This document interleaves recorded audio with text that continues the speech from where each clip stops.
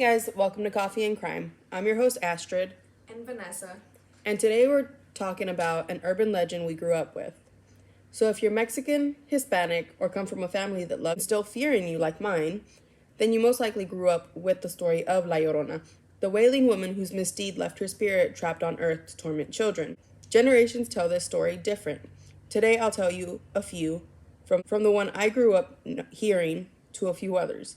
The story goes that a woman named Maria married a rich man whom she ended up having 2 children with.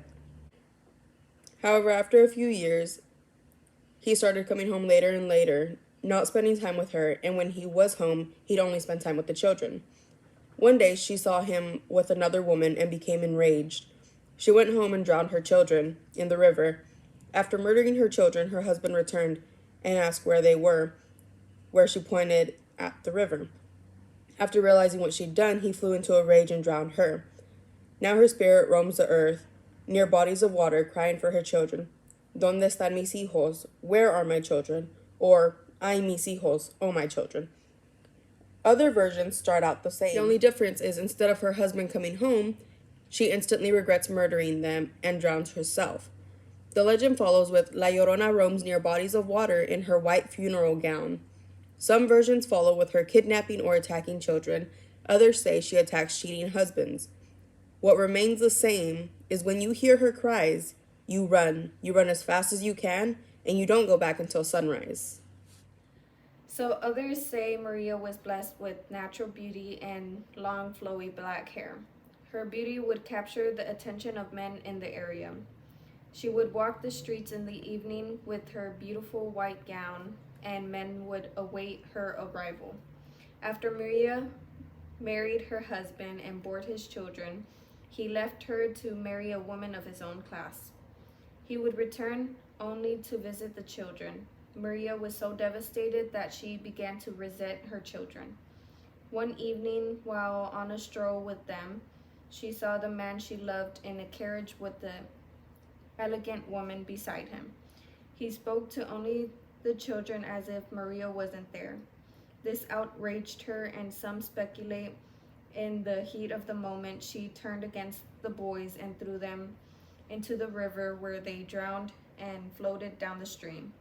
Some say she refused to leave the river, falling into a deep depression and endlessly searching for her children, to the point of eventually starving to death. So as some say it's an urban legend, others say they've actually experienced it. I have family who's from the valley, and that's actually where my mom and my uncles and a bunch of my cousins grew up. Well, when I was little, my mom used to tell me a story of how her and her brothers and sister and some cousins had gone to the river, and they were going to camp there, and they were going to fish. So they had all of their stuff set up. And I actually have a message from a cousin recently. I want to say he messaged me like maybe 3 days ago. It says that they could hear a woman, like a woman's cry, and that they could see. My mom says it was like a glow, like a light that was glowing. Mm-hmm. But my cousin says that it was more of like a blur, kind of like seeing fuzz floating in the air, except on a larger scale. So either way, they saw something that terrified them to the point where they left all of their stuff. They took off. Like they did not stay, they took off. And when they went back in the morning, all of their stuff was torn to shreds. Oh my gosh. Now, I wasn't there. I don't know if it's true. It's my mom's the one telling me, so I want to believe it's true. Plus, like, my cousin messaged me to tell me about it. And, you know, like, I don't know if him and my mom talk anymore, but, like, it could have been just a wild animal. There's so many things that it could have been. I'm going to choose to believe my mom and be like, yeah, you almost encountered La Llorona. Mm-hmm. Now, there's people here in the town that we live in, which I'm not going to mention because that's not y'all's business if y'all don't know us. But super easy to find out. Just go find us on social media. But there's people here who say that they've heard and seen her as close to Cornerstone, the church here in town. Really? Yeah. Oh no. Yeah, like I ain't about that life. I love all things supernatural, all things spooky, all things this and that. I never want to come across La Llorona. Me either. My mom always told me that La Llorona would always get me if children cried by themselves in the room. So that's how she got me out of my room when I cried. Oh.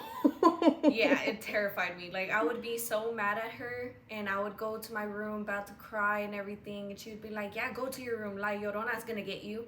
And I would go into my room. Immediately going into my room, I would wipe my tears away so quick after I shut my door and just stay in my room, not cry, but just stay in my room. That's so mean. Hispanic parents, Mexican parents are so mean when it comes to things like that. They are, especially with the cucuy. Oh, girl. The freaking cucuy. There was no need for any of that. No need for any of that. If you grew up with similar stories, drop them down below so we can react to them. Y'all, thanks for watching, and don't forget to like and subscribe. And turn on post notifications so you don't miss an episode. Again, I'm your host, Astrid. And Vanessa. And we'll catch you next week for Hallow Week. Peace out. On our way to Cornerstone. Just so that y'all can get a little glimpse on how close Cornerstone actually is here in town.